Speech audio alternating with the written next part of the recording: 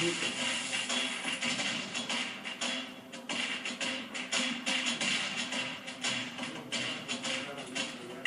están? Buenas noches, un placer saludarle, bienvenido a Conclusiones, soy Fernando del Rincón. El día de hoy no tenemos 5 del día, iniciamos la semana con un programa dedicado completamente a Venezuela. Por supuesto, como ya lo había dicho Camilo, tenemos una invitada especial de la que estaremos, hablando, también de acontecimientos muy importantes el día de hoy en torno a la figura del reconocido por más de 50 países como presidente encargado Juan Guaidó, en esta decisión de allanar, como dice en Venezuela, su inmunidad para proceder en contra de su persona, ¿no? Vamos a hablar acerca de esto, tendremos la reacción, me imagino que prácticamente por primera vez aquí de su esposa, de Fabiana Rosales de Guaidó, que sería la primera dama de Venezuela, de acuerdo a 50 países que reconocen a su esposo como el presidente encargado, ¿no? Así que sería la primera dama encargada, de acuerdo a 50 países que la reconocen así. Con ella vamos a estar hablando, pero también tenemos que atender lo ocurrido durante el fin de semana en Venezuela. Sí, porque las cosas en Venezuela no están mal, están peor cada día. Y para muestra un botón, ya verá usted todo lo que ocurrió el fin de semana y hasta qué extremo está llegando la operación de los conocidos como colectivos afines completamente al régimen de Maduro. Iniciamos entonces con este programa especial sobre Venezuela.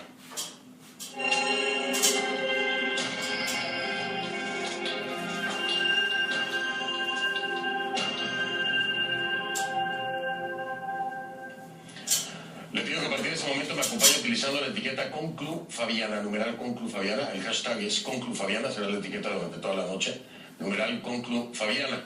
Esa es la etiqueta, sus comentarios por favor con esa etiqueta, mi cuenta en Twitter, @soyfdelrincón, @soyfdelrincón, ConcluFabiana. A ver, le decía yo hace un momento, el Tribunal Supremo de Justicia de Venezuela del régimen de Nicolás Maduro pidió quitar o allanar la inmunidad parlamentaria a Juan Guaidó, presidente de la Asamblea Nacional, reconocido como presidente encargado de Venezuela por más de 50 países. El tribunal declaró a Guaidó en desacato por ignorar una prohibición de salida del país dictada por el mismo órgano a finales de enero, algo que ya le mencionaba yo en algún momento mientras nos encontrábamos en Colombia, en Cúcuta, haciendo la cobertura, cuando tuve la oportunidad de entrevistarlo junto a los presidentes de Colombia, Iván Duque, al presidente de Chile, Sebastián Piñera, a Mario Abdo del Paraguay.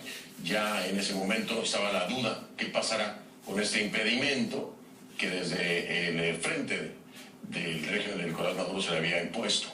Y ahora estamos viendo que es el pretexto precisamente con el cual pretenden allanar la inmunidad de Juan Guaidó. Osmari Hernández está en Caracas, nos tiene mucha más información. Vamos con ella entonces. Osmari, adelante. Fernando, como ya sabes, hay 2 investigaciones en contra de Juan Guaidó y también una administrativa, que es la cual se generó esta polémica inhabilitación al presidente de la Asamblea Nacional y también reconocido como presidente encargado de Venezuela por al menos 50 países. Hoy se pronuncia el Tribunal Supremo de Justicia para asegurar que ese viaje que realizó Juan Guaidó hacia Colombia fue una violación a un dictamen emitido por este máximo ente judicial del país, que ha sido también cuestionado, y que esto va a hacer que avance este proceso, así que solicitó hacia la Asamblea Nacional Constituyente, un organismo ampliamente criticado en el ámbito nacional e internacional, que allane la inmunidad de este parlamentario. También giró una instrucción a la Fiscalía General de la República para que avance en el antejuicio de mérito en su contra. Vamos a escuchar parte de lo que fue el pronunciamiento del presidente del Tribunal Supremo de Justicia, Michael Moreno. Se ordena remitir copia certificada de la presente decisión al presidente de la Asamblea Nacional Constituyente a los fines del allanamiento a la inmunidad parlamentaria del referido ciudadano Juan Gerardo Antonio Guaidó Márquez. Se ordena remitir las presentes actuaciones al fiscal general de la República a los fines de la continuación del procedimiento para el enjuiciamiento de altos funcionarios. Fernando, así que acudimos al acto, una asamblea ciudadana que se estaba desarrollando en San Bernardino, en el oeste de Caracas, en la cual participó Juan Guaidó para pedirle su reacción sobre este anuncio que hizo el Tribunal Supremo de Justicia. En ese acto, Fernando, lanzaron bombas lacrimógenas, disparos al aire, pero no se disolvió la asamblea y allí Juan Guaidó aseguró que no se podía esperar otra cosa de una dictadura sino persecución política y contra la prensa. Escuchemos. Recordemos, esto es persecución, esto es dictadura. Así que ellos, ¿qué significa eso que lo has visto, Gaby? Asesinato político, persecución, presos, secuestrados, persecución a la prensa. Pero nada de eso significa más que la libertad de nuestro país.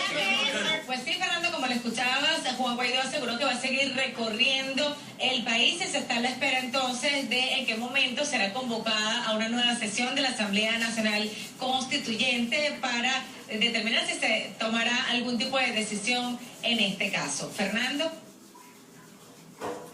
Osmari, muchas gracias. Vamos a estar, por supuesto, al pendiente de lo que ocurre en Venezuela, no solamente con el tema de Juan Guaidó.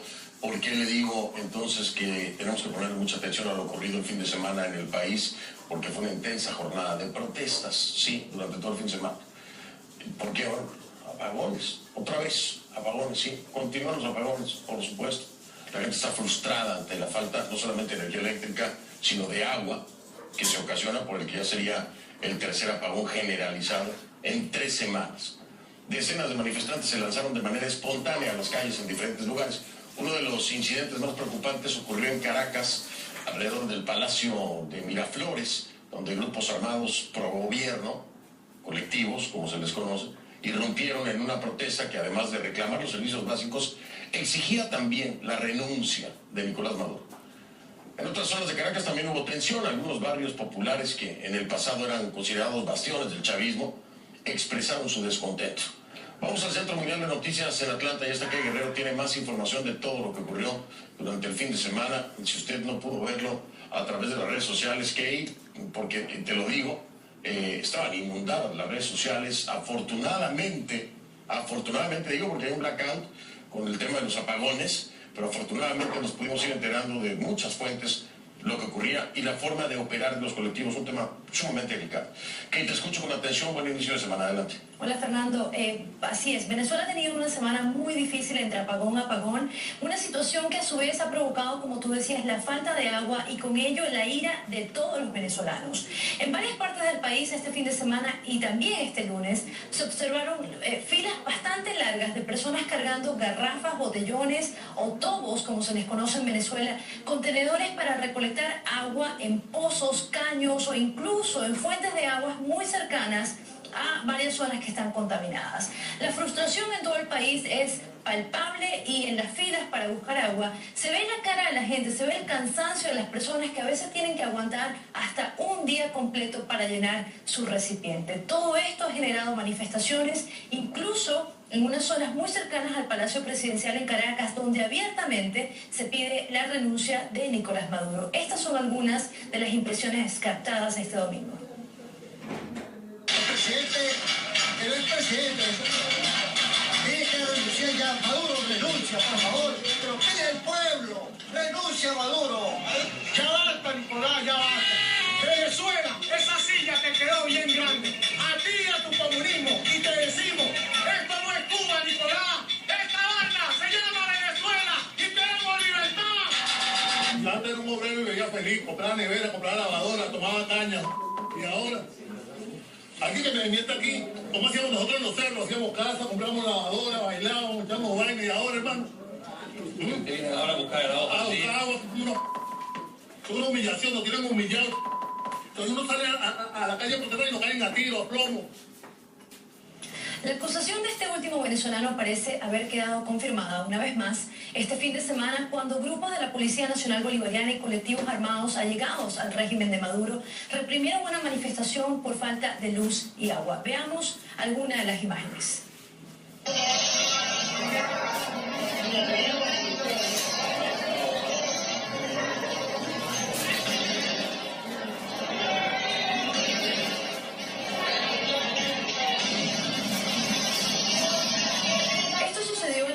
Fuerzas Armadas en Caracas en horas de la tarde de este domingo, muy cerca, como decía, al Palacio Presidencial. Esta zona se mantiene protegida por elementos uniformados, pero aún así estos hombres armados pudieron efectuar disparos libremente en contra de los manifestantes.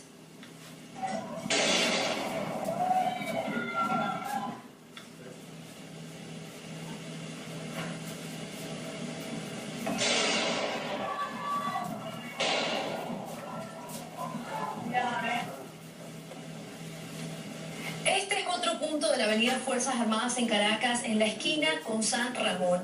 Se presentó una situación bastante similar. Los hombres estaban armados y fueron identificados por varios testigos como colectivos pro gobierno.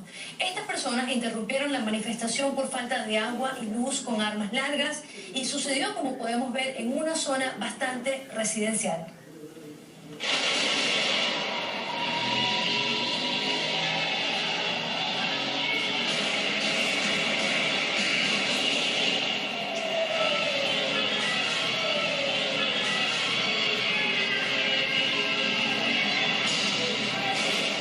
En este video se observa la magnitud del ataque en Caracas ante la mirada incrédula de algunos vecinos que se asoman por las ventanas.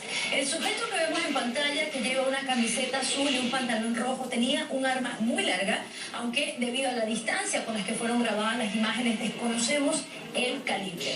Sin embargo, en estas otras fotografías obtenidas por CNN se ve con precisión el tipo de armamento que están utilizando y la vestimenta de estos sujetos coincide con las de las personas en el video, por lo que pudiera tratarse del mismo grupo. Ahora, Fernando, hemos podido confirmar que simplemente en este hecho resultaron heridas 2 personas, heridas por impactos de balas, entre ellas una joven y un menor de edad. Pero paralelamente a esta represión que ocurría a las afueras del Palacio de Miraflores, Nicolás Maduro, que estaba dentro del palacio, activa este domingo un plan de racionamiento eléctrico por los próximos 30 días y él dice que en ese tiempo espera resolver las fallas que, según él, son causadas por un sabotaje de los Estados Unidos, aunque Estados Unidos lo niega. Sin embargo, Maduro, que estaba acompañado por el ministro de Defensa, Vladimir Padrino, no dijo nada sobre los ataques armados afuera del palacio y, por el contrario, invitó una vez más a los colectivos a dar la batalla en Venezuela, dijo, en búsqueda de la paz.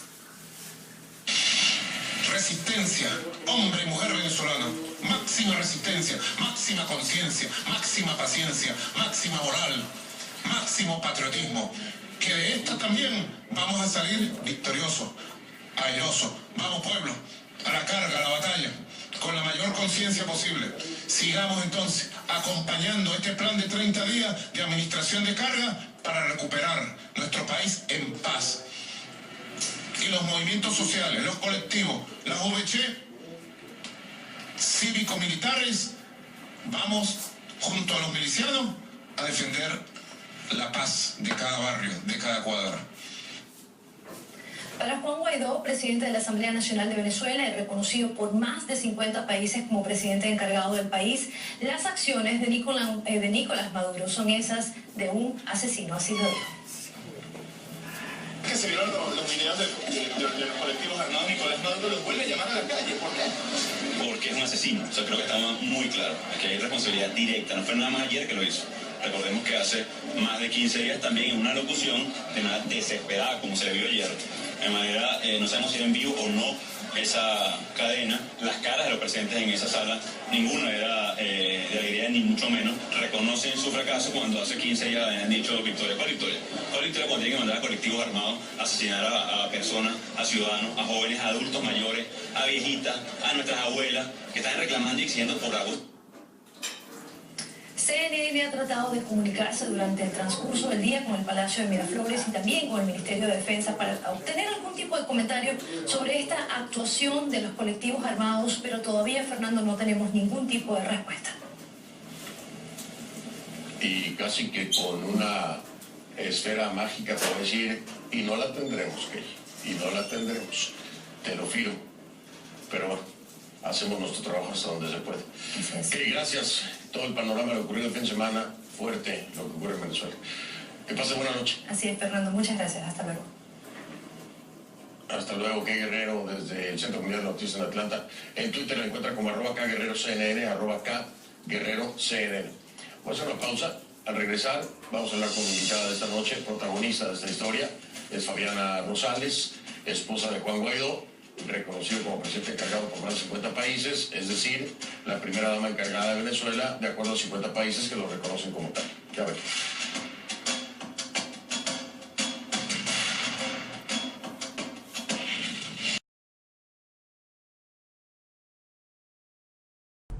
Bien, le doy la bienvenida a Fabiana Rosales, esposa de Juan Guaidó, presidente de la Asamblea Nacional de Venezuela, reconocido por más de 50 países como presidente encargado de Venezuela, por ende, Fabiana Rosales es reconocida por más de 50 países como la primera dama encargada de Venezuela. Así que le doy la bienvenida. Fabiana, gracias por estar aquí. Buenas noches. Bienvenida, buenas noches.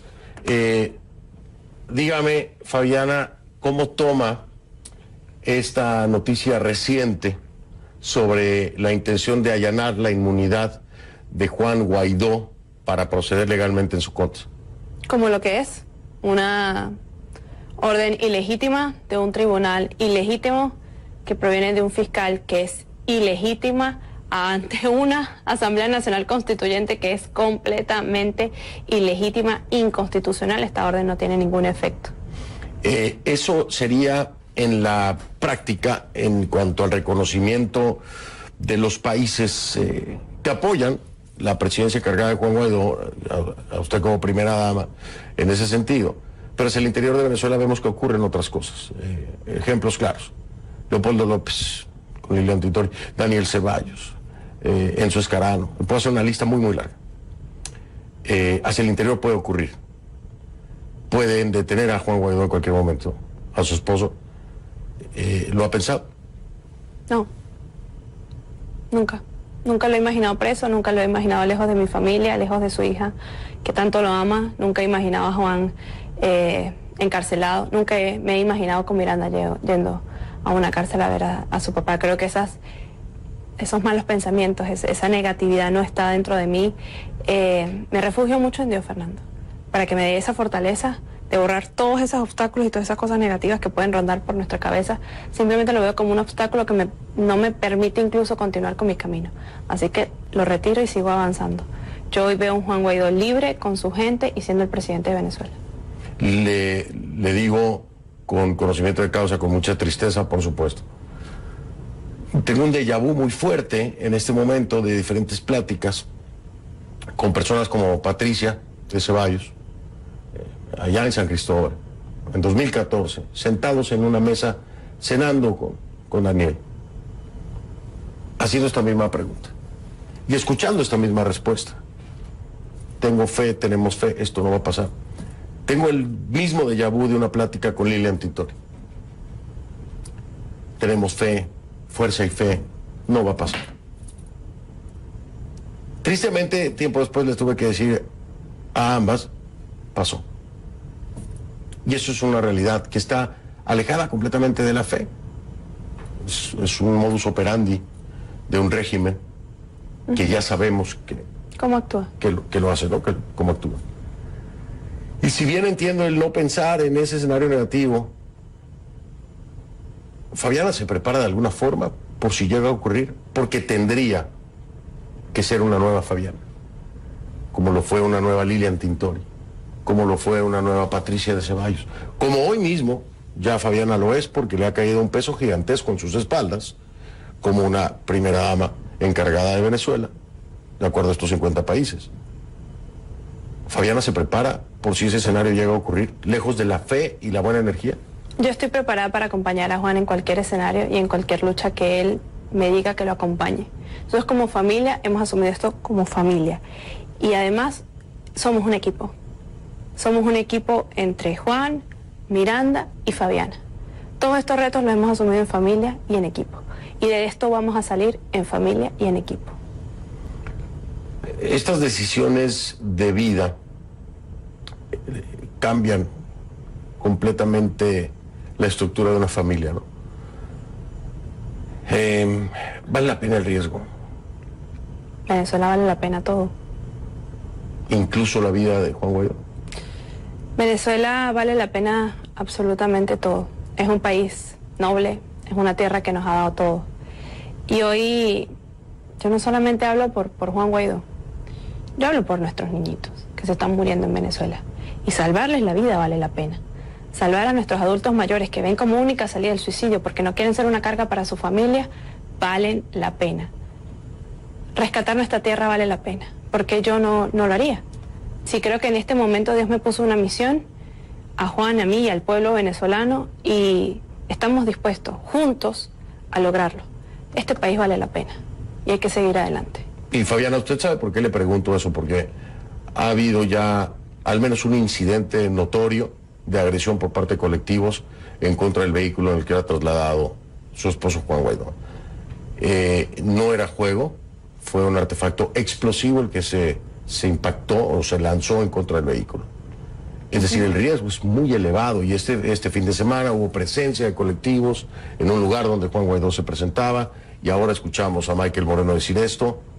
Es un escenario que tristemente se acerca ya mucho a realidades terribles. Son escenarios y nosotros estamos preparados para todos los escenarios. Estamos preparados para asumir con valentía los retos que nuestro país nos diga que tengamos que asumir. Hoy yo tengo fe y la gente cuestiona mucho mi fe. Y yo entiendo que como seres humanos cuestionemos la voluntad de Dios. Yo no la voy a cuestionar. Yo sé que en este momento tenemos una misión, tenemos un mensaje que dar y es que los venezolanos seguimos en este camino de esperanza, en esta ruta que tiene pasos. Cese de la usurpación, gobierno de transición y elecciones libres. Y nuestro objetivo es la libertad. Yo tengo fe y nada, ni nadie va a detener que el pueblo de Venezuela logre nuestro objetivo final. ¿Cómo es que se asume a los 26 años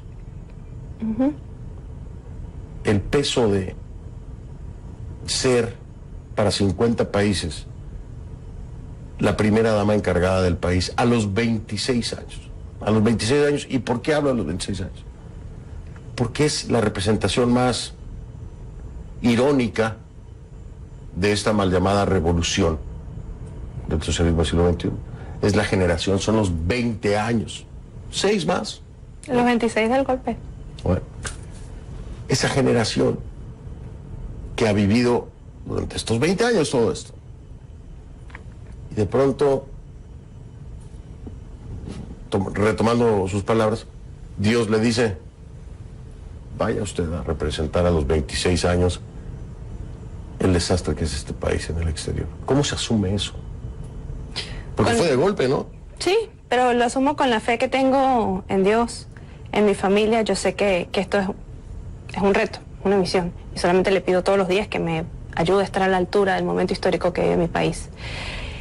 Lo he asumido con Juan de la mano. No es algo que he hecho yo sola. Lo he asumido con él. Lo he asumido además con el pueblo de Venezuela que nos acompaña y nos respalda en cada paso que damos. Y esto es muy importante porque esa muestra de cariño te hace avanzar, a no detenerte. Cuando más de 50 países nos reconocen y reconocen la lucha de Venezuela, te hace seguir avanzando. Y yo siempre le he dicho, hoy cualquier pronunciamiento o acto que se produzca en pro de la libertad y de la democracia de Venezuela es un acto de humanidad, porque hoy el objetivo es salvar vidas. Hoy el objetivo es que Venezuela vuelva a ser libre. Incluso, quizá mucha gente se cuestiona el momento, los tiempos, y yo sí siento que hemos avanzado. Yo también he tenido, como todo venezolano, mis momentos de cuestionarme incluso si estamos a tiempo, si he hecho lo correcto. Y cada vez que siento estas cosas que pasan por mi cabeza, hago lo mismo, Fernando. Veo a mi hija sonriendo a mi lado, sé que esa sonrisa vale la pena seguir luchando, que eso no me puede detener. Llamo a mi casa y escucho a mi abuela teniendo fe y echándome su bendición. Yo sé que puedo seguir adelante porque contamos con Venezuela movilizada, con la comunidad internacional respaldando nuestra lucha y sin duda alguna contamos con la bendición de Dios. Y estaba viendo algunas declaraciones previas que le daba a otros medios y hablaba de este cariño y este respaldo de la gente. Y es impresionante, ¿no? La capacidad de convocatoria de Juan Guaidó en Venezuela la tenemos más que comprobada. Son multitudes y multitudes que se presentan en cualquier lugar. Las mismas multitudes que se presentaban cuando Leopoldo López convocaba. Y cuando Leopoldo López fue encarcelado, mucha gente apostó a que los venezolanos iban a salir a la calle a defender a ese Leopoldo López en contra de quien fuera. Y no fue así. Cuando Leopoldo López fue a la cárcel, la gente dejó de ir a la calle. Y Leopoldo López hoy sigue encarcelado. ¿Qué garantía puede haber de ese cariño de la gente? Sé que esta pregunta le va a molestar a muchos venezolanos, pero es una realidad. Hoy Leopoldo está en la cárcel, y estuvo en la cárcel, y cuando entró a la cárcel la gente no fue a sacarlo de la cárcel. Pero la gente no ha dejado de luchar, Fernando. Este cariño hacia Juan Guaidó le sirve como una garantía para que sin duda alguna lo defiendan, lo saquen, no permitan que vaya a la cárcel, con la previa experiencia de Leopoldo. Leopoldo fue encarcelado en el 2014, ante los ojos del mundo. Y nada ha detenido ni su lucha ni la del pueblo de Venezuela. Yo he visto una Venezuela movilizada, no solamente en el 2014. Yo vi cómo los venezolanos nos movilizamos y nos organizamos para votar en el 2015 por nuestra Asamblea Nacional. Cómo fuimos junto a nuestros diputados a que tomaran posesión del Palacio Federal Legislativo, a que nuestra Asamblea Nacional siguió trabajando. Eso es respaldar luchas, eso es seguir avanzando, eso es no detenerse.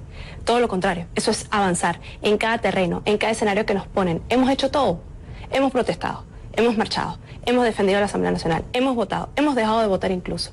La lucha no se ha parado. La lucha por la libertad de nuestros presos políticos no se ha detenido. La lucha por la libertad de Venezuela no se ha detenido. Es un escenario distinto, sin duda alguna. Hoy tenemos un presidente encargado. Hoy tenemos un presidente que cuenta con más del respaldo del 90% de los venezolanos. Un presidente que cuenta con el respaldo de la comunidad internacional. Un presidente que cuenta con, además, los diputados y la dirigencia política enfrascada en la misma ruta y en la misma lucha. Los venezolanos no hemos dejado de luchar en ningún momento, en ningún año. Sí he sentido, incluso lo he dicho, en el 2018 los venezolanos vivimos un profundo dolor de depresión, de zozobra, de incertidumbre, de lo que podía pasar, de tragedia, de asesinatos, de masacre. Y tuvimos esos años, incluso esos meses de dolor, de preguntarnos, de cuestionarnos, de mucha gente sentía, bueno, yo ya no tengo esperanza en este país. Pero vino un 2019 donde arrancamos con las pilas puestas y a seguir adelante, a seguir luchando por mi país. Yo no he visto un país que se ha paralizado. Yo he visto una Venezuela que se ha movilizado constantemente por la libertad y por la democracia. Tenemos hoy un camino, con una ruta y con 3 pasos claros, y con un objetivo final. Yo sigo esa ruta, yo sigo ese camino, la comunidad internacional respalda esa ruta, y el pueblo de Venezuela está movilizado en lo mismo. Hoy a cualquier venezolano le preguntas, ¿cuál es la ruta? Y todos en coro gritan, el cese de la usurpación, el gobierno de transición y las elecciones libres. Todos sabemos cuál es nuestro objetivo final, que es la libertad. ¿Ese objetivo lo pueden lograr solo los venezolanos? ¿O los venezolanos solos? Y cuando digo solos me refiero a Juan Guaidó, a usted, a todos, ¿no? Pero dentro de esos límites, sin que nadie más meta la mano. ¿Pueden solos? Los venezolanos hoy tenemos la posibilidad de movilizarnos y continuar con esta ruta. El presidente inició una gira por todo el interior del país por el cese definitivo de la usurpación. Los venezolanos en el mundo también son parte de esta lucha. De una u otra forma somos parte de esta lucha y además contamos con la comunidad internacional, con más de 50 países que respaldan la lucha democrática y de libertad del pueblo de Venezuela y que además están dispuestos a seguir colaborando por la ayuda humanitaria. Y yo en esto siempre me he referido y lo he hablado ante el mundo. Hoy Venezuela, más allá de ser un tema de derechas o izquierdas, de demócratas o republicanos, es un tema de humanidad. Así es. Y tenemos en nuestras manos, en este momento, el mundo entero de salvar vidas en Venezuela. Cuando son niños los que se están muriendo porque hoy no hay luz ni agua. Hoy tenemos cómo hacerlo, porque contamos con el respaldo de la comunidad internacional y de los venezolanos movilizados en todo el territorio. Contamos con un presidente, contamos con la dirigencia política de nuestro país. Y yo siempre les digo, no se olviden de nuestra ruta, nuestro camino, nuestra ruta y nuestro objetivo. Que nada nos saque de ahí. Voy a marcar pausa. Aflojamos un poco la pregunta política para empezar a conocer un poco más de ese entorno, de esos amores, de esos cariños, de esos apoyos tan importantes cuando se asume una responsabilidad de ese tamaño, pero además como que sin chance, ¿no? Le dijeron, oiga, venga que le toca. Pues vamos. Le tocó decir vamos. Va a hacer una pausa, regreso un momento, invitadas especiales, Fabiana en Rosales, ya regreso. ¿No? Por Twitter, pero muy realistas. Por ejemplo, Roseli Socorro dice, si pudiéramos en Venezuela ver hoy a Fabi Rosales lo haríamos. Esperaremos al siguiente conclu Fabián, porque no tienen luz. No hay luz, la señal de CNN está bloqueada. Así es. No hay internet, pero yo sé que muy pronto esta entrevista la podemos hacer allá. Seguro que lo vamos a estar haciendo. Si me invitan, por supuesto. Con gusto. ¿No? Fabián, hablábamos de algo en el corte comercial y también tras bambalinas cuando fui a saludarla. Y es que la carga emocional que lleva a uno, lo compartíamos como una experiencia, ¿no? Yo como periodista, claro, desde este frente, en su caso como una figura que a la que le han exigido dar fuerza, a la que le han exigido dar esperanza, a la que le han exigido representar dignamente a la mujer venezolana y a Venezuela. Pero uno no puede ser ajeno al sufrimiento de la gente. El desahogo es necesario. Yo voy, juego tenis y trato de romper las pelotas de tenis con mi raqueta. ¿Qué hace Fabiana para poder desahogar eso? Porque al final de cuentas debe haber una catarsis, una forma de dejarlo salir, ¿no? Tengo mis momentos de pensar, de reflexionar, de preguntarme muchas cosas. Cuando siento ese momento duro, siempre algo bonito me pasa. O Miranda llega feliz y me sonríe y eso me hace volver a entrar en mi camino, y es que eso vale la pena. A veces con un mensajito de mi mamá me hace volver a tener fuerzas. Una llamada telefónica con mi abuela, que siempre me está dando todas sus bendiciones, eso me hace tener fuerzas. Cuando me siento incluso así medio golpeadita de lo que he venido viendo, las historias que he venido escuchando, le pido a Dios, siempre le pido a Dios muchísimo, me refugio mucho en Él, en que me ayude, en que no me deje perturbar mi lucha, mi ruta, que en este momento esa gente que le está pasando mal, vale la pena que uno haga algo por ellos. Y siempre me he puesto en mi cabeza que el objetivo es salvar vidas. Así que hay que seguir adelante y como dicen en Venezuela, echar el resto hasta lograrlo. Fabiana, sin faltar al respeto, conociendo a los venezolanos como los conozco, hay siempre, y es un tema también de México, ¿no? Que de hecho lo hace el presidente López Obrador ahora, los fifís, dice, los fifís que serían los cifrinos, ¿no? O los fresas, los cifrinos de Venezuela. Y hay gente que dirá, ¿por qué? ¿Por qué yo tengo que pensar en que Fabiana entiende mi realidad si para lo mejor alguien de Petare parece que es muy cifrina, ¿no? Con todo respeto, pero son reflexiones reales y lo sabe. ¿Cómo hacerle entender a esa gente que no se trata de una persona cifrina? Digo, creo que con la primera parte de la entrevista les debe haber quedado claro, pero por si no les ha quedado claro, ¿cómo explicarle a esa gente que está conectada con esa realidad dramática y trágica que viven en sus barrios? ¿Cómo explicarles eso, Fabián? Yo soy de carne y hueso, Fernando. Tengo 26 años. Nací cuando alguien llegó y dio un golpe de estado violento. Y cuando tenía 6 años escuché un discurso lleno de odio, de resentimiento, que yo le decía a mi mamá y a mi papá que eso a mí no me gustaba, que eso no iba a traer nada bueno en el país. Yo crecí en un pueblito en Mérida que se llama Tovar. Mi familia es de Tovar. Mi familia no es de lujos, ni de riquezas. Todo lo que hemos tenido toda nuestra vida nos lo hemos ganado trabajando. Mi papá vendía papas en el mercado mayorista de Coche. Buscaba las papas en la finca los fines de semana, el sábado, y se iba con su camión y las vendía en el mercado mayorista de Coche. Así me sacó adelante, con mucho orgullo lo digo. Fui a la universidad con un papá que vendía papas. Y eso me hizo feliz, porque me enseñó mucho que el trabajo y el respeto por lo que uno haga, sea lo que sea que uno haga, siempre y cuando sea con dignidad, vale la pena. Y como todo venezolano he pasado por altos y bajos, con aciertos y desaciertos. Mi familia ha vivido muy de cerca la crisis humanitaria. En el 2012 yo fui secuestrada en el Zulia. Recuerdo que mi papá fue quien fue a rescatarme luego que me dejaron tirada. ¿Cómo lograron rescatar? ¿Llegaron a un acuerdo? Me soltaron, luego de negociar con ellos lo que tenía en ese momento, teléfonos, etcétera. Me soltaron y me pude comunicar por teléfono con mi papá y me fue a buscar donde yo estaba. Meses luego de eso, Fernando. Eso fue en noviembre del 2012. 6 meses después, mi papá se muere. Y fue por falta de insumos. Por falta de ¿verdad? insumos médicos. Sí. Y recuerdo muchísimo. Es la realidad de todos. Esa es la realidad de cualquier venezolano. ¿Se la conoce Sí, de primera mano? Sí, la conozco. Y recuerdo que en ese momento, entre tantas cosas que yo me cuestionaba, que por cierto, y nunca lo he dicho, cuando mi papá se muere yo quedo en la calle, Fernando. Y salí adelante. Tenía a Juan, tenía a mi familia. En la calle, literalmente. Sí, en la calle. Tenía mi casa en Mérida, tenía a mi mamá y a mi hermano, pero quien me ayudaba, quien me daba todo, mi sustento, se había muerto. Y con él muchísimas cosas. Y yo me cuestionaba muchísimo lo que en ese momento me estaba pasando. Y yo decía, esto no puedo permitir que pase. Ningún venezolano tiene que pasar por esto. ¿Por qué?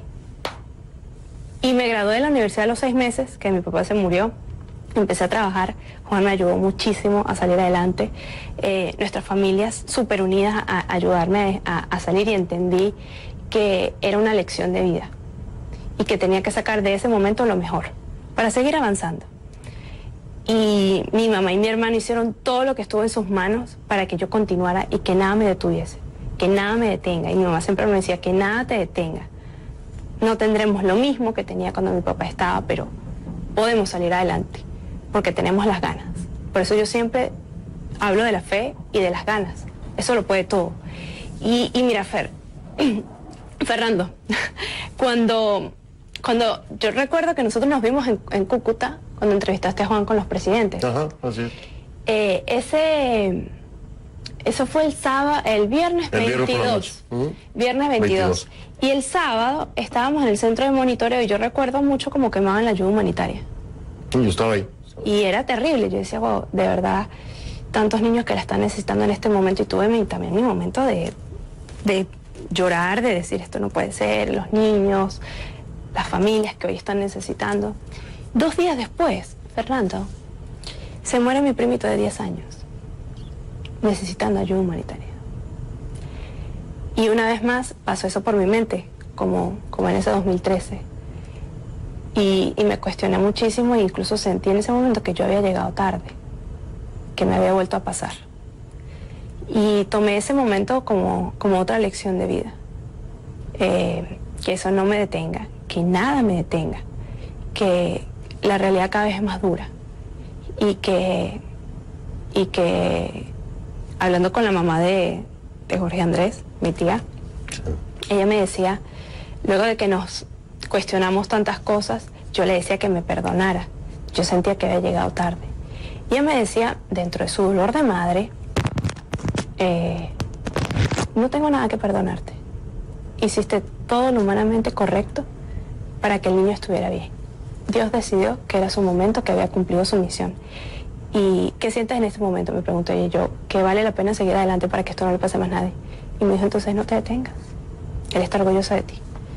Y continué, seguí adelante, y eso no me ha detenido. Al contrario, no quiero que ninguna familia pase por lo que pasó nuestra familia, y que ningún niño sufra lo que sufrió Jorge Andrés. Sí, es que en algo creo que podemos coincidir todos los que tenemos algo de conciencia y de razón.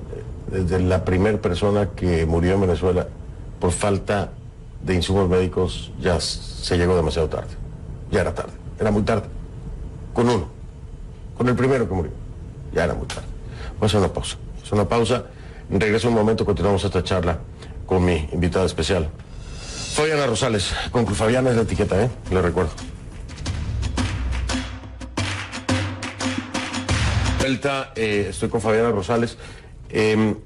Lejos del amor de Juan, de Miranda, me doy cuenta que su abuela es uno de los grandes amores también, por supuesto, que le dan un gran apoyo. Pero fuera del círculo familiar, ¿quiénes son esos apoyos, esos grandes amores, o esas personas que le han entregado conocimiento en este momento que es tan importante?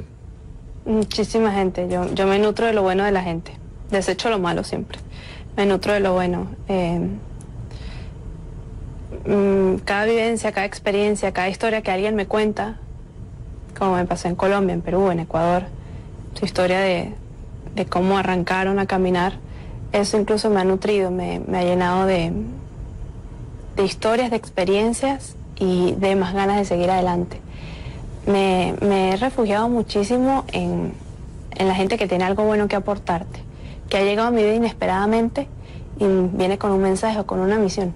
simplemente a transformarme en la vida o hacerme ver las cosas desde otra perspectiva u otra manera. Gente que ha llegado con enfermedades a contarme su historia y digo, wow, qué valientes son, cómo han salido adelante con esas enfermedades. O aquellos que han llegado con algún problema incluso económico, en el que han perdido todo y veo que con esperanza han salido adelante y yo, wow, incluso de esas cosas también me he nutrido. De cada historia, cada mensaje, incluso a veces cuando voy a la misa y escucho algo bonito del Padre, también me nutro de eso. No soy de la que va todos los días a la misa, no soy de la que reza siempre, pero cuando siento esa necesidad voy y de eso aprendo algo. Siempre he tratado que la vida me deje una enseñanza y eso me lo enseñaron muchísimo en mi casa. Mi mamá siempre me decía que las cosas algo te deben enseñar y que para todo había que sacar el lado positivo o lo bueno, de las situaciones más duras, lo bueno. Y creo que ese mensaje ha ido en mi vida siempre. He tratado de desechar las personas tóxicas de mi vida y de llenarme y permitir que ingresen a mi vida, a mi corazón, la gente que es buena y que me va a aportar algo, a mí y a mi familia. Y creo que de eso me he nutrido durante muchos años, de gente con algo positivo o algo que tenga bueno que dejarme. Hubo una anécdota que me llamó muchísimo la atención. La anoté, por cierto, porque si no se me olvidan luego las cosas. Que fue con Ivanka Trump, cuando Ivanka retoma una frase suya: sonreír en dictadura es un acto de rebeldía. Le dice Ivanka, se esperaba en algún momento, primero que Ivanka, no sé, usted va a encontrar qué tanto conoce el tema Venezuela, Ivanka Trump, pero además que Ivanka tuviera en mente esta frase suya. ¿Se lo imaginó en algún momento? No, yo quedé así por un tiempo y dije, wow, que me impresiona lo que dijiste. Y me dijo, no, yo soy la que está impresionada. Desde el momento que lo escuché, lo tomé para mí. Y quiero darte las gracias por haber dicho eso, porque lo tengo hoy conmigo. Y yo se lo repetí y creo que fue un bonito momento. Fue con Melania, ¿no? ¿Fue Melania? No, fue con Ivanka. Con Ivanka. Fue con Ivanka. Sí, fue con Ivanka. Que me dice la producción, Melania, ¿no? No, fue con Ivanka. Fue con Ivanka en la Casa Blanca. Claro, lo dije correcto. Lo dije correcto. Por eso yo hago mi tarea. Ustedes produzcan y yo hago mi tarea, por favor. ¿Ok? Ivanka. Ivanka, lo dije perfecto. Ahora, ¿cuál fue la mayor revelación, me quedan 2 minutos, o el mayor aprendizaje de esta charla con Ivanka, con el mismo Donald Trump, con el vicepresidente Pence? ¿Cuál fue el mayor aprendizaje o lo que marcó esta visita de Fabiana a la Casa Blanca? A mí me marcó mucho esta experiencia en la Casa Blanca, muchísimo. Puedo sentarme aquí 3 días contigo a hablar de eso nada más. Me imagino. Es muy importante cuando te dan la oportunidad de hablar, cuando te dan la oportunidad de contar historias, pero es aún más importante cuando alguien te da la oportunidad de escucharte. En ese momento yo me sentí escuchada y por eso me senté a hablar con total plenitud, como la mamá de Miranda, que quería contar algo, y me sentí escuchada. ¿Siente que el nivel de compromiso de Trump va más allá de cualquier tema político? ¿Lo sintió en un plano humano, en el plano de la tragedia humanitaria? Yo hablé con él de humanidad, yo hablé con él de nuestros niños que se están muriendo. Fue la conversación que tuve con él, con el vicepresidente Mike Pence, con Ivanka y con el señor Bolton. Incluso esa fue la conversación que tuve con la primera dama Melania Trump. Hablé de humanidad, hablé de niños que se están muriendo y hablé que como líderes mundiales, como voceros, como seres humanos que tienen humanidad en sus corazones, hoy podemos hacer algo por nuestro país. Y eso es lo que todo el mundo está esperando. Fabiana, se me ha terminado el tiempo, no pensé que se fuera a ir tan rápido. Yo tampoco. Se fue rápido, ¿verdad? Sí. Pues bueno, ¿qué le puedo decir? Mis respetos por cargar lo que carga en esa espalda. Yo cargo mi parte y ahí vamos cargando todos, ¿no? Yo sé que todos jalamos algo. Muchísimas gracias. A ti, Fernando. Gracias. Muchísimas gracias.